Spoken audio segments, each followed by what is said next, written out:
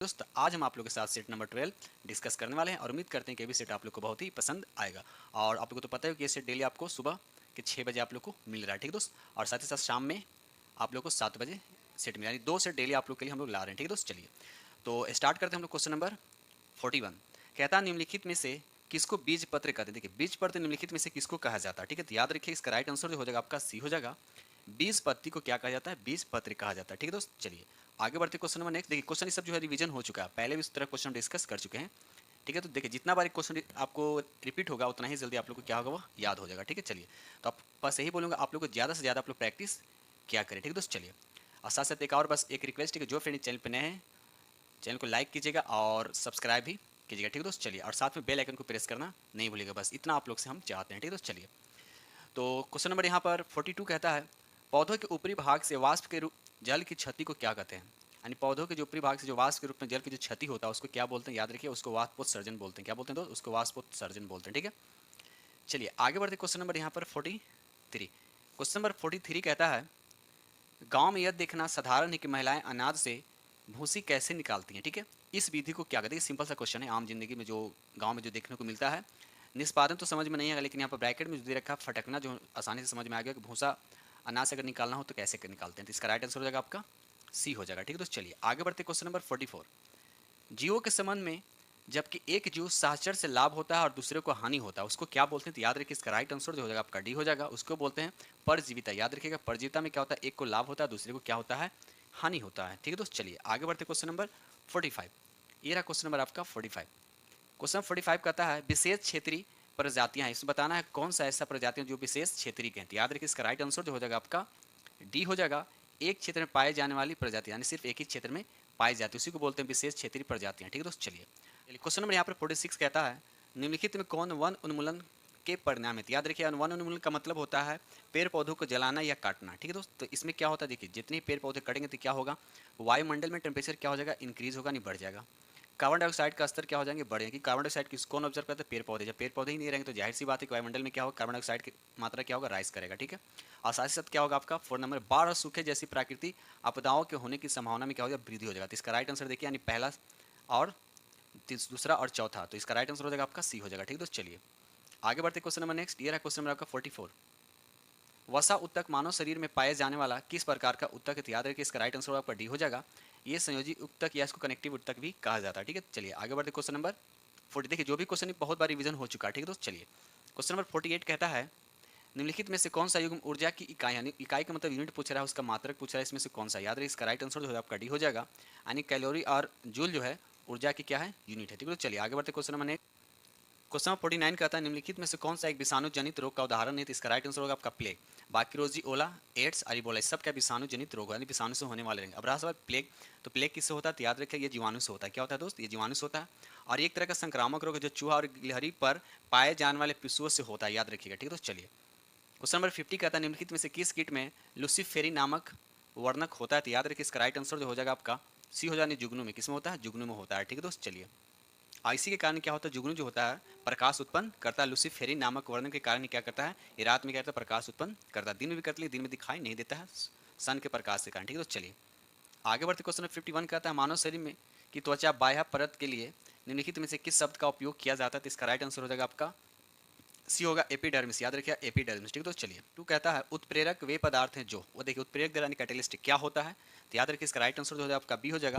अभिक्रिया जो रिएक्शन होता है उसको क्या करता है, फास्ट करता है। याद रखिएगा रिएक्शन में पार्टिसिपेट नहीं करता बल्कि रिएक्शन को सिर्फ क्या करता है, तेज करता है, फास्ट करता है, ठीक है। और साथ साथ ये भी याद रखिएगा कि उत्प्रेरक की खोज किसने किया था सबसे पहले। तो याद रखिए बर्जिलियस ने, और कब किया था, तो 1835 ईस्वी में। डेट भी आप याद रखिएगा। क्वेश्चन नंबर 53 कहता है निम्नलिखित में से कौन सी मोती का प्राथमिक घटक है। तो याद रखिए इसका राइट आंसर हो जाएगा आपका सी हो जाने कैल्शियम कार्बोनेट। इसका फार्मूला होता है CaCO3 होता है। इसको आप बोल सकते हैं लाइमस्टोन भी बोल सकते हैं, या अंडा का खोया जो होता है सब कैल्शियम कार्बोनेट का बना होता है, या चौक भी बोल सकते हैं, मार्बल बोल सकते हैं, सब कैल्शियम कार्बोनेट होता है उसमें, ठीक है दोस्त। चलिए क्वेश्चन नंबर नेक्स्ट कहता है क्वेश्चन नंबर यहाँ 54 कहता है निम्नलिखित में से कौन सा जंतु अपनी त्वचा द्वारा श्वसन करता है। देखिए त्वचा द्वारा श्वसन कौन करता है, तो याद रखिए इसका राइट आंसर जो हो जाएगा आपका मेढक जो है त्वचा द्वारा श्वसन करता है, ठीक है दोस्त। चलिए आगे बढ़ते question number next. Question number यहाँ पर 55 कहता है निम्नलिखित में से सर्वाधिक अभिक्रियाशील धातु, सबसे अधिक अभिक्रियाशील धातु इसमें से कौन सा है।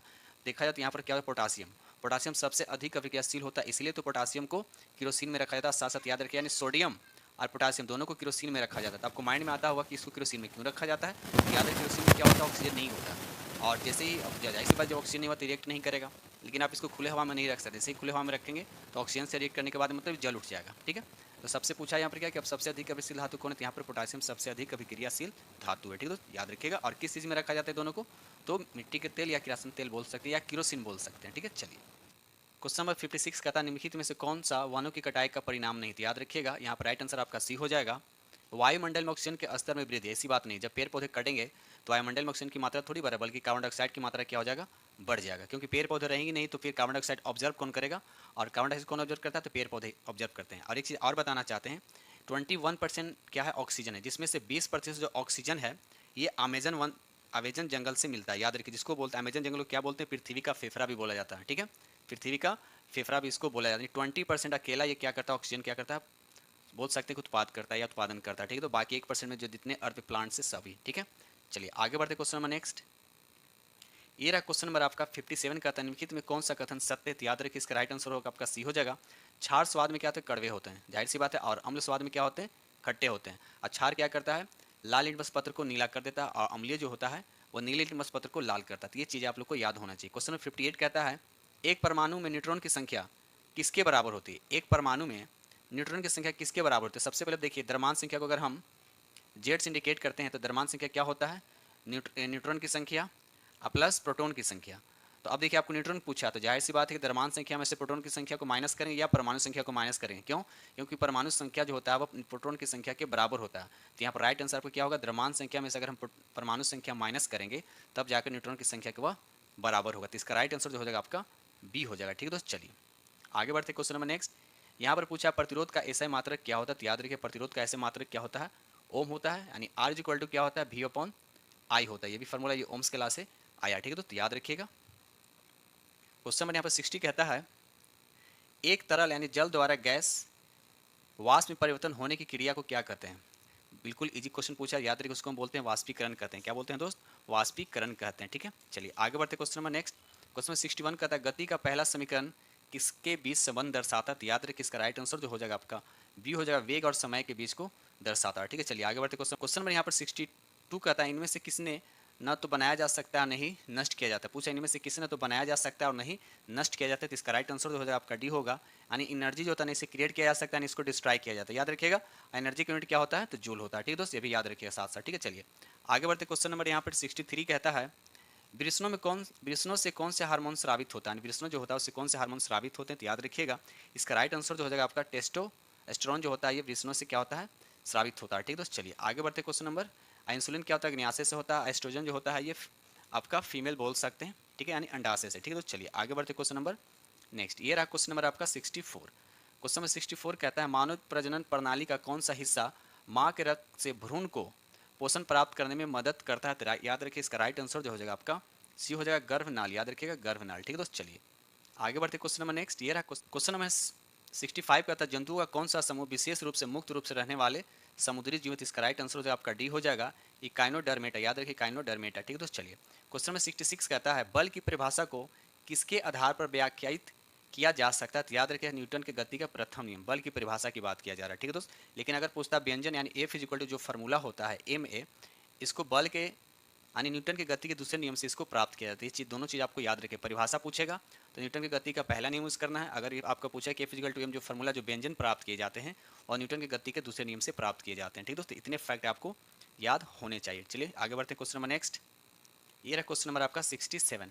स्वस्थ की उत्तरजीविता यानी सर्वाइवल ऑफ फिटेस्ट युक्ति रचयिता कौन थे। तो याद रखिए इसका राइट आंसर जो हो जाएगा आपका डी हो जाएगा, हर्बर्ट स्पेंसर। याद रखिए हर्बर्ट स्पेंसर। ठीक है दोस्त, चलिए क्वेश्चन नंबर 68 कहता है किस कोशिका ऑर्गेनेल्स को कोशिका का मास्टर कहा जाता है। तो इसका राइट आंसर हो जाएगा आपका नाभिक हो जाएगा। क्या हो जाएगा दोस्त, नाभिक होगा। साथ साथ माइटोकॉन्ड्रिया क्या बोलता है, पावर हाउस बोला गया। ठीक है, क्या बोला गया इसको, पावर हाउस बोला गया। ठीक है दोस्त, चलिए आगे बढ़ते क्वेश्चन नंबर नेक्स्ट।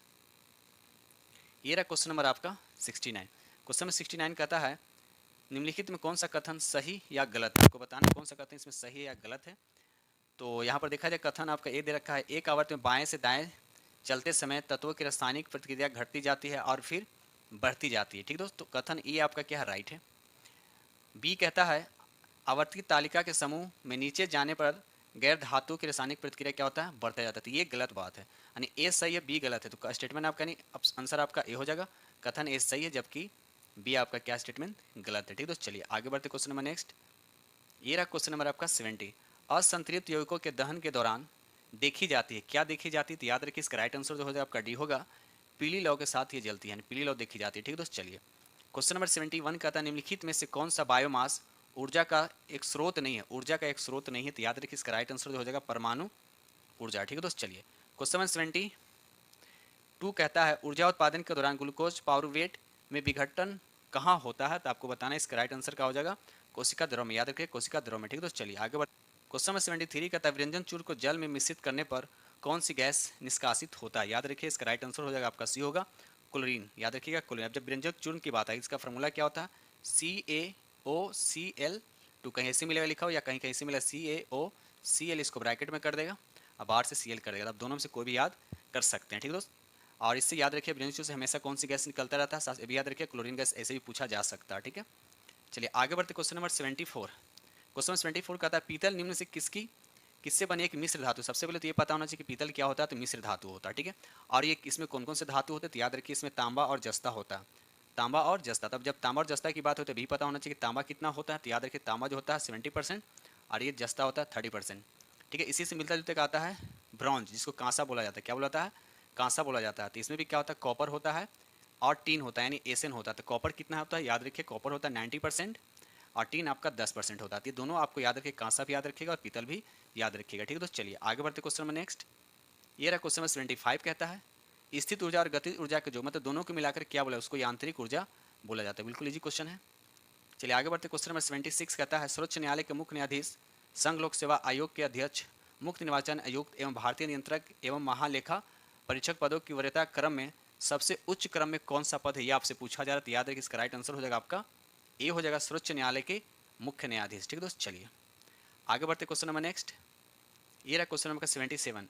वायसराय के कार्यकारी परिषद में शामिल होने वाले प्रथम भारतीय कौन थे, तो याद रखिए इसका राइट आंसर जो हो जाएगा आपका सी हो जाएगा, सत्येंद्र प्रसन्ना सी, याद रखिएगा। ठीक है दोस्त, चलिए question number next. Question number 78 कहता है निम्नलिखित में किस बहुउद्देशीय परियोजना का निर्माण नर्मदा नदी पर किया गया है, तो याद रखिए इसका राइट आंसर जो हो जाएगा आपका ये हो जाएगा सरदार सरोवर परियोजना, सरदार सरोवर परियोजना। ठीक है दोस्त, चलिए आगे बढ़ते क्वेश्चन नंबर नेक्स्ट। ये रहा क्वेश्चन नंबर आपका 79। क्वेश्चन नंबर 79 कहता है कृषि भूमि के उत्तराधिकार के संबंध में शुल्क संविधान के किस सूची के अंतर्गत आता है, तो इसका राइट आंसर जो हो जाएगा आपका बी हो जाएगा, राज्य सूची के अंतर्गत आता है। ठीक है दोस्त, चलिए क्वेश्चन नंबर यहाँ पर 80 कहता है प्रथम लोकसभा के प्रथम उपाध्यक्ष पूछा जा रहा है, निम्न में से कौन हुए थे, तो याद रखिए इसका राइट आंसर जो हो जाएगा आपका बी हो जाएगा M A अयंगर, याद रखिए M A अयंगर। ठीक है दोस्त, चलिए आगे बढ़ते क्वेश्चन नंबर नेक्स्ट। ये रहा क्वेश्चन नंबर आपका 81। क्वेश्चन 81 कहता है अकबर के 9 रत्नों में से किसके निर्देशन में महाभारत का अनुवाद फारसी में किया गया था, तो याद रखिए इसका राइट आंसर जो हो जाएगा आपका फैजी, क्या नाम है, फैजी। ठीक है दोस्त, चलिए आगे बढ़ते क्वेश्चन नंबर 82 कहता है दक्षिण भारत का मैनचेस्टर निम्न में से किस शहर को कहा जाता है, तो याद रखिए इसका राइट आंसर हो जाएगा कोयम्बटूर को। किसको कहा जाता है, कोयम्बटूर का। कोयम्बटूर कहाँ, तो याद रखिए तमिलनाडु में, कहाँ है, तमिलनाडु में। ठीक है, चलिए आगे बढ़ते क्वेश्चन 83। गोदावरी डेल्टा किस राज्य में पड़ता है, गोदावरी दो डेल्टा है किस राज्य में पड़ता है, तो याद रखिए इसका राइट आंसर जो हो जाएगा आपका बी हो जाएगा। ठीक है दोस्त, चलिए आगे बढ़ते क्वेश्चन नंबर नेक्स्ट। चलिए क्वेश्चन नंबर यहाँ पे 84 कहता है ब्रह्मपुत्र नदी का उद्गम कहाँ हुआ, तो याद रखिए ब्रह्मपुत्र नदी का उद्गम जो है तिब्बत के मानसरोवर झील के निकट हुआ है। ठीक है दोस्त, और साथ साथ ये भी याद रखिए तिब्बत में ब्रह्मपुत्र नदी को क्या कहता है, सांगपो कहा जाता है। और साथ साथ ये भी याद रखिए भारत में किस राज्य में सबसे पहले प्रवेश करता है, तो अरुणाचल प्रदेश में।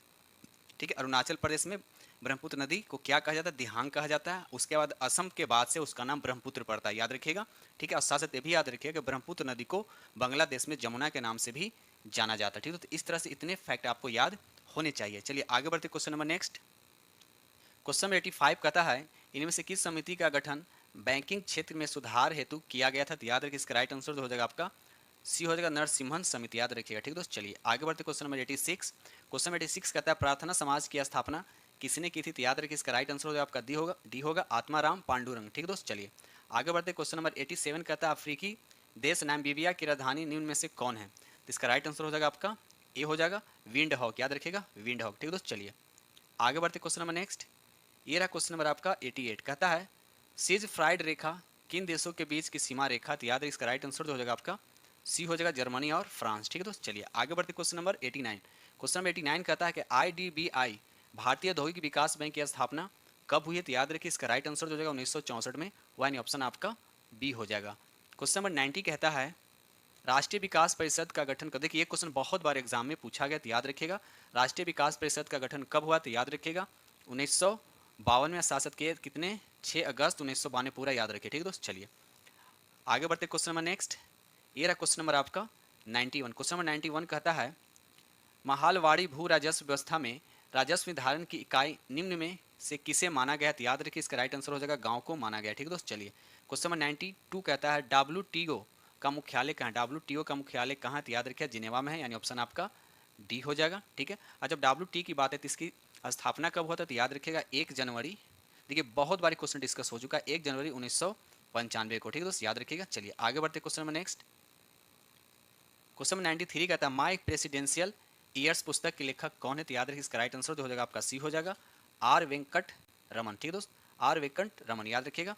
क्वेश्चन नंबर 94 कहता है जूट के उत्पादन में बिहार का कौन सा जिला अग्रगणी है? तो याद रखिए इसका राइट आंसर जो हो जाएगा आपका बी हो जाएगा, पूर्णिया। ठीक है दोस्त, चलिए क्वेश्चन नंबर 95 कहता है 2011 की जनगणना की रिपोर्ट के अनुसार किस राज्य में साक्षरता दर सबसे कम है?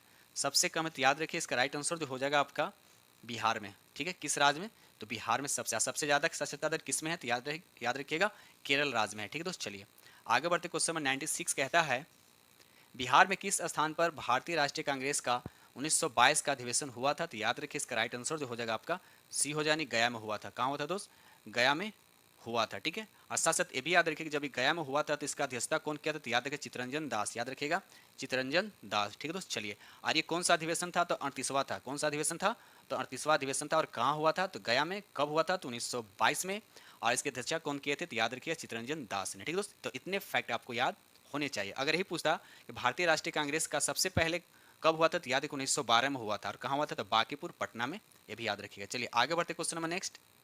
ये रहा क्वेश्चन नंबर आपका 97। राजकुमार शुक्ल किस गांव के निवासी थे? राजकुमार शुक्ल जो है किस गांव के निवासी थे? तो याद रखिए इसका राइट आंसर जो हो जाएगा आपका ये हो जाएगा मुरली भरहवा गांव के। याद रखिए मुरली भरहवा गांव के निवासी थे। ठीक है दोस्त, चलिए क्वेश्चन नंबर 98 कहता है महमूद गजनवी के साथ भारत में प्रसिद्ध इतिहासकार कौन था? तो याद रखिएगा राइट आंसर आपका बी हो जाएगा अल-बिरूनी। ठीक है दोस्त, कौन है? तो अल-बिरूनी। ठीक है, क्वेश्चन नंबर 99 कहता है मानसरोवर झील स्थित है कहाँ? तो याद रखिए इसका राइट आंसर आपका चला जाएगा तिब्बत में। ठीक है, तो मानसरोवर झील कहाँ है? तो तिब्बत में। चलिए आगे बढ़ते क्वेश्चन नंबर नेक्स्ट।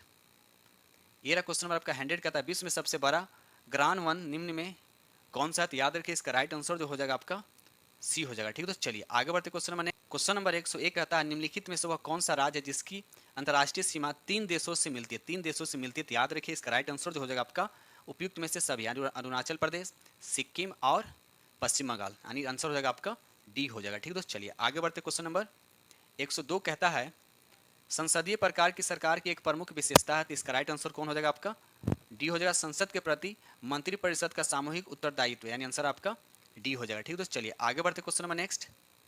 ये रहा क्वेश्चन नंबर आपका 103 कहता है मोहम्मद गौरी ने जयचंद्र को किस युद्ध में पराजित किया था? मोहम्मद गौरी ने जयचंद्र को किस युद्ध में पराजित किया था? तो याद रखिएगा इसका राइट आंसर हो जाएगा आपका चंद्रवार का युद्ध। कब हुआ था? तो याद रखिएगा 1194 ईस्वी में। ठीक दोस्त, और तराइन का प्रथम युद्ध कब हुआ था? तो साथ याद रखिए 1191 में हुआ था, जिसमें पृथ्वीराज चौहान की जीत हुआ था, मोहम्मद गौरी का हार हुआ था। और तराइन के द्वितीय युद्ध में क्या होता है? पृथ्वीराज चौहान का हार हुआ था और मोहम्मद गौरी की जीत हुआ था। तो इतने फैक्ट आपको याद होने चाहिए। क्वेश्चन नंबर 104 कहता है शिवाजी की राजधानी कौन सी थी? शिवाजी की राजधानी कौन सी थी? तो इसका याद रखिएगा रायगढ़। ठीक है दोस्त, चलिए आगे बढ़ते क्वेश्चन नंबर 105। ये रहा क्वेश्चन नंबर आपका 105 कहता है विश्व स्वास्थ्य संगठन का मुख्यालय निम्नलिखित में से किस देश में स्थित है? तो इसका राइट आंसर जो हो जाएगा आपका बी हो जाएगा स्विट्जरलैंड में। कहाँ दोस्त? स्विट्जरलैंड में। ठीक है, चलिए आगे बढ़ते क्वेश्चन नंबर 106 कहता है ग्राम सभा के संदर्भ में लिखित में से कौन सा कथन असत्य है?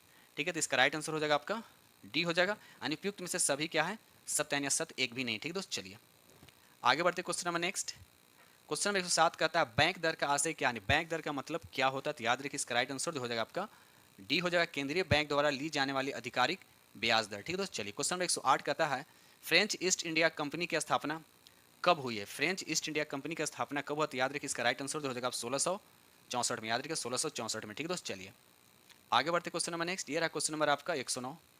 2011 की जनगणना के अनुसार बिहार में शहरी जनसंख्या प्रतिशत क्या है? तो इसका राइट आंसर हो जाएगा आपका ए हो जाएगा, यानी 11.29। याद रखिए 11.29। ठीक है दोस्त, चलिए आगे बढ़ते क्वेश्चन नंबर 110 कहता है किसने कहा है राजनीतिक कानूनी तौर पर यह स्पष्ट करती है कि हमें क्या करना चाहिए और क्या नहीं। तो याद रखिए इसका राइट आंसर जो हो जाएगा आपका बी होगा, अरस्तु ने कहा। ठीक है दोस्त, चलिए दोस्त वीडियो अच्छा लगे तो प्लीज़ लाइक जरूर कीजिएगा, और जो फ्रेंड चैनल पर नए हैं चैनल को सब्सक्राइब कीजिएगा, और साथ में बेल आइकन को प्रेस करना नहीं भूलिएगा। ठीक है दोस्त, चलिए क्वेश्चन नंबर आते हैं 111। निम्नलिखित जंगलों में से कौन सा जंगल पृथ्वी ग्रह के फेफड़ों के रूप में जाना, थोड़ी देर पहले हमने अभी बताया था। ठीक है दोस्त, तो याद रखिए इसका राइट आंसर हो जाएगा आपका अमेजन वर्षा जंगल। ये ऐसा जंगल है जो अगर हम बोलते हैं कि 21% अगर ऑक्सीजन है अर्थ पे, तो ये अकेला अमेजन वन जो है 20% ऑक्सीजन क्या करता है, सप्लाई करता है पूरे वर्ल्ड में, एक तरह से बोल सकते हैं। ठीक है दोस्त, चलिए इसीलिए इसको पृथ्वी का फेफड़ा भी कहा जाता है। ठीक है, चलिए आगे बढ़ते question number next. Question number 112 का था निम्नलिखित में से कौन सा पृथ्वी के घूर्णन का प्रभाव नहीं, घूर्णन का प्रभाव नहीं, याद है इसका राइट आंसर हो जाएगा आपका डी हो जाएगा, ऋतु परिवर्तन। ठीक है दोस्त, चलिए क्वेश्चन नंबर 113 कहता है रक्षा अनुसंधान विकास संस्थान ने DRDO ने 10 जनवरी 2023 को उड़ीसा तट से किस बैलिस्टिक मिसाइल का सफल परीक्षण किया, तो याद है इसका राइट आंसर हो जाएगा पृथ्वी द्वितीय को। ठीक दोस्त, चलिए आगे बढ़ते क्वेश्चन नंबर नेक्स्ट। ये रहा क्वेश्चन नंबर आपका 114 कहता है कौन सा देश 2025 में मैड्रिड इंटरनेशनल बुक फेयर का थीम देश होगा, तो याद रही इसका राइट आंसर जो हो जाएगा आपका सी हो जाएगा, यानी कौन होगा, भारत होगा। ठीक है दोस्त, चलिए आगे बढ़ते क्वेश्चन नंबर 115 कहता है एल्बम डिवाइड टाइड्स के लिए ग्रैमी अवार्ड 2023 किसने जीता है, तो इसका राइट आंसर हो जाएगा आपका बी होगा, रिंकी केज। याद रखिएगा, रिंकी केज। ठीक है दोस्त, चलिए आगे बढ़ते क्वेश्चन नंबर नेक्स्ट नंबर आपका 116। 2021 और 22 में विश्व का तीसरा सबसे बड़ा मछली उत्पादक देश कौन हो गया, तो याद रखिए इसका राइट आंसर जो हो जाएगा आपका सी हो जाएगा, नहीं भारत। ठीक है दोस्त, याद रखिएगा भारत है। ठीक है ना, आगे बढ़ते क्वेश्चन नंबर 117 कहता है विश्व टीवी दिवस कब मनाया जाता है, विश्व टीवी दिवस कब मनाया जाता है, तो याद रखिए इसका राइट आंसर जो हो जाएगा आपका सी हो जाएगा, 24 मार्च को मनाया जाता है। क्वेश्चन नंबर चलिए क्वेश्चन नंबर यहाँ पर 118 कहता है शारदा क्रिकेट स्टेडियम में वेस्ट स्टैंडर्ड का नाम बदलकर किस भारतीय क्रिकेट दिग्गज को सम्मानित किया गया, तो याद रखिए इसका राइट आंसर जो हो जाएगा आपका सचिन तेंदुलकर। ठीक है दोस्त, चलिए आगे बढ़ते क्वेश्चन नंबर नेक्स्ट। ये रहा क्वेश्चन नंबर आपका 119 कहता है कोप इंडिया 2023 वायु अभ्यास किन देशों ने भाग लिया है, किन देशों ने भाग लिया, तो इसका राइट आंसर हो जाएगा आपका सी हो जाएगा, भारत और US यानी संयुक्त राज्य अमेरिका ने भाग लिया है कोप इंडिया में। ठीक है दोस्त, चलिए आगे बढ़ते क्वेश्चन नंबर नेक्स्ट और लास्ट क्वेश्चन। क्वेश्चन 120 कहता है वैश्विक आयुर्वेद महोत्सव 2023 कहाँ आयोजित किया जाएगा, तो याद रखिए इसका राइट आंसर हो जाएगा आपका डी हो जाएगा, त्रिवेंद्रमपुरम है। त्रिवेंद्रपुरम कहाँ है, तो याद रखिएगा ये केरल राज्य में। ठीक दोस्त, तो इस तरह से हमने आप लोगों के साथ ATMC को डिस्कस किया हूँ, और उम्मीद करता हूँ कि सेट आप लोग को बहुत ही पसंद आएगा। और साथ साथ ये भी बताना चाहता हूँ कि इस चैनल पे 2 सेट प्रैक्टिस डेली चल रहा है, एक सुबह आपको 6 बजे मिलेगा और एक को शाम को 7 बजे। ठीक, इस तरह से मैं वीडियो करते हैं समाप्त, मिलते हैं आप लोग से नेक्स्ट वीडियो में, तब तक के लिए थैंक यू।